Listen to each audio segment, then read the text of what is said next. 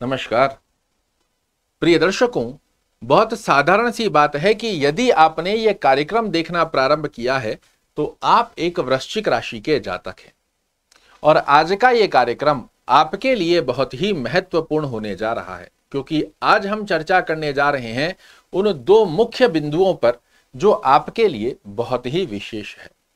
पहली अवस्था में आपके कर्म भाव के स्वामी सूर्य महाराज के राशि परिवर्तन होने के पश्चात आपके जीवन में क्या बड़े बदलाव देखने को मिलेंगे, और उससे भी महत्वपूर्ण अवस्था जो बार बार आप बहुत से एस्ट्रोलॉजर्स के कार्यक्रम देखकर तंग आ चुके हो कि सब लोग अच्छा बोलते हैं किंतु जो बोलते हैं वो दिखता क्यों नहीं है। आज आपको विश्वास दिला रहा हूं, आज का ये कार्यक्रम आपको उस गणना, जो कन्फ्यूजन आपके मन में आ रहा है, जो ज्योतिष पर से आपका विश्वास उठ रहा है, उस गणना से बिल्कुल कांच की तरह आपको स्पष्टीकरण में इस कार्यक्रम को समाप्त होते होते समझ में आ जाएगा कि सूर्य देव की स्थिति आपके लिए कभी जीवन में कार्य करेगी भी, या फिर आप बिना फिजूली में ही सूर्य राशि के कार्यक्रम देख रहे हैं। मेरे साथ बने रहिए, निश्चित रूप से आपके डाउट आज क्लियर कर जाऊंगा। सबसे पहले चर्चा करते हैं कि सूर्य देव का आपके जीवन में क्या महत्व है। तो वृश्चिक राशि, वृश्चिक लग्न वाले जातकों के लिए सूर्य महाराज आपकी कुंडली के अति योग कारक ग्रह हैं। ये आपके कर्म भाव के स्वामी हैं और 16 सितंबर को कर्म भाव को छोड़कर ये एकादश भाव अर्थात आपके एकादश भाव में प्रवेश कर जाएंगे, जिसे आपके लिए डिजायर का भाव कहा जाता है। आपके मनोरथों का स्थान है, आय वृद्धि का स्थान है, बड़े भाई बहनों का और छोटी बीमारियों का स्थान है। इस स्थान पर सूर्य महाराज का जाना आपके जीवन में क्या बड़े बदलाव लाएगा, पहले वो समझते हैं। तो 16 सितंबर को जैसे ही सूर्य महाराज का कन्या राशि में प्रवेश होगा, पहली अवस्था तो यहां पर यह बनकर आती है कि केतु महाराज वहां पहले से विराजित हैं, किंतु उसके पश्चात भी वृश्चिक राशि वाले जातकों के लिए सूर्य महाराज क्या बड़े बदलाव ला रहे हैं। तो निश्चित रूप से आपके लिए आय में वृद्धि की स्थिति का योग बनाएंगे।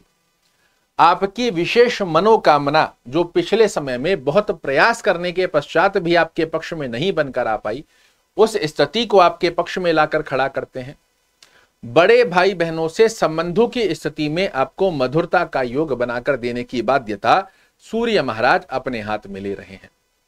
चाहे आप जॉब कर रहे हैं, चाहे व्यवसाय कर रहे हैं, आपको कर्म क्षेत्र में किसी भी प्रकार से आय वृद्धि की बेस्ट अपॉर्चुनिटीज यहां पर सूर्य महाराज 16 सितंबर से 15 अक्टूबर की ड्यूरेशन में बनाकर देने की बाध्यता लेते हैं।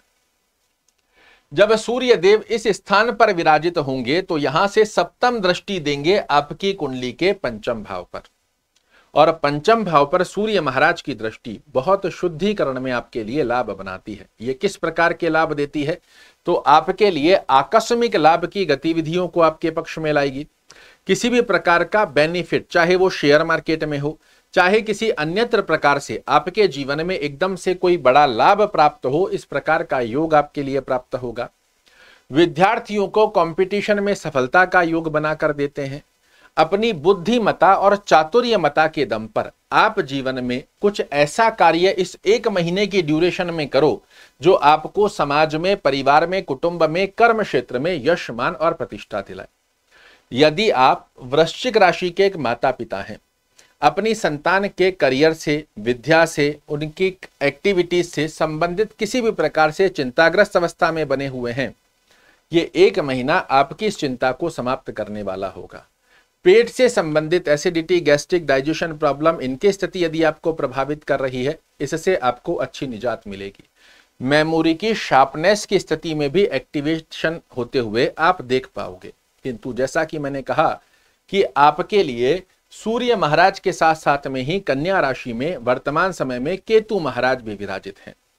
ये आपके लिए सूर्य महाराज कर्म में अच्छा करेंगे, आपकी आय में वृद्धि का योग बनाएंगे, डिजायर को पूर्ण करते हैं, आकस्मिक लाभ की गतिविधियों को बनाते हैं। किंतु एकादश भाव छोटी बीमारियों का स्थान है और सूर्य और केतु की युति इस एक महीने में आपको स्वास्थ्य का ध्यान रखना आवश्यक रहेगा, अन्यथा मौसमी बीमारियां कहीं ना कहीं आपका हॉस्पिटलाइज खर्चा करवा सकती है। आपका आपके परिवार से संबंधित स्वास्थ्य रूपी योग का खर्चे को एक्टिवेट कर सकती है। तो अपने खान पीन का ध्यान रखने की आवश्यकता है, स्वास्थ्य का थोड़ा ध्यान रखने की आवश्यकता रहेगी। अन्यत्र अवस्था में सूर्य महाराज की स्थिति आपके लिए पूरे 1 महीने की अवधि में 16 सितंबर से 15 अक्टूबर के बीच में बड़े अच्छे लाभ देती हुई पाई जाएगी।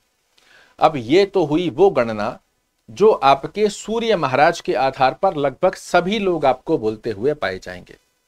किंतु बहुत से वृश्चिक राशि वाले लोग ऐसे भी होते हैं जिनको ये अवस्था इस ड्यूरेशन में देखने को मिलेगी ही नहीं। वो कौन लोग हैं उसे जानना आपके लिए आवश्यक है। हो सकता है उनमें से आप भी एक हो। तो देखिए, जब भी आप किसी ग्रह का फलादेश सुनते हैं कि अमुक ग्रह आपको इस महीने में बड़े रिजल्ट देने जा रहा है, उस ग्रह के बारे में आपको जानना बहुत आवश्यक है कि वो मेरी कुंडली में कैसा बना हुआ है। 100% कितने लोग होंगे जो वृश्चिक राशि के? शायद मेरे अनुसार करोड़ों लोग होंगे। करोड़ों लोगों में से ऐसा भी नहीं है कि सभी को अच्छे लाभ मिलेंगे, ऐसा भी नहीं है सभी को खराब लाभ मिलेंगे। मिश्रित फल यहां देखने को मिलते हैं कि कोई महीना आपके ही कोई जानकार है या आपके ही कोई घर का सदस्य है, उनकी भी वृश्चिक राशि है, आपकी भी वृश्चिक राशि है, और उनके लिए वो महीना बहुत अच्छा चला गया और आपके लिए वो महीना बड़ा खराब हो गया। ये जिस दिन आप जान लेते हैं उस दिन आप ज्योतिष को अंधविश्वास नहीं कहते, और यही मैं आपको अब समझाने जा रहा हूं। अपनी कुंडली खोल लीजिए।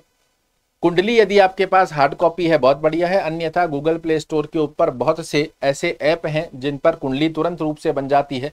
आप अपना date of birth, time of birth, place of birth डालिए, आपके सामने कुंडली आपका आकर खड़ी हो जाएगी। ये आपका लग्न भाव है, ध्यान से समझिएगा, ये आपका लग्न भाव है।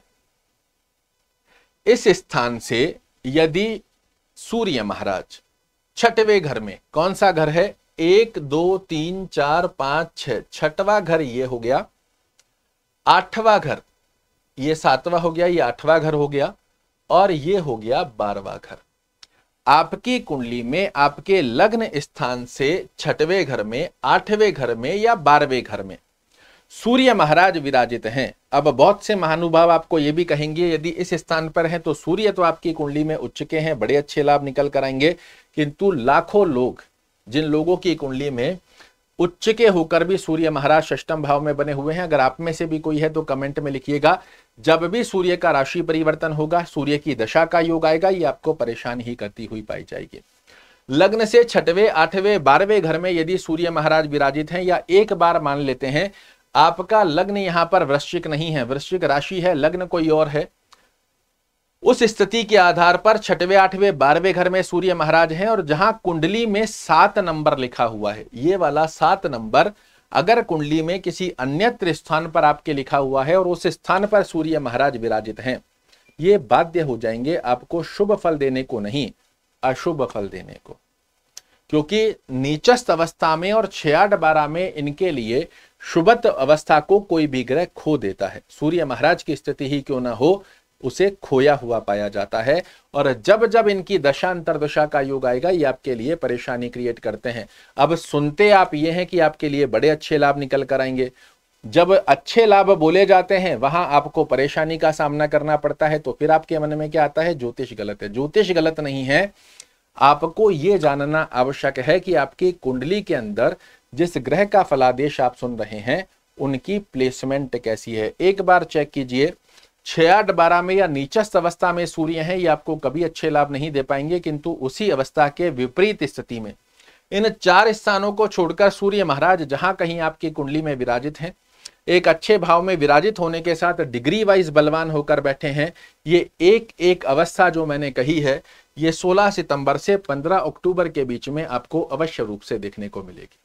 आशा करता हूं मेरे द्वारा दी गई ये जानकारी आपको पसंद आएगी। कल फिर से एक नई जानकारी लेकर आपके सामने उपस्थित होऊंगा। तब तक के लिए नमस्कार।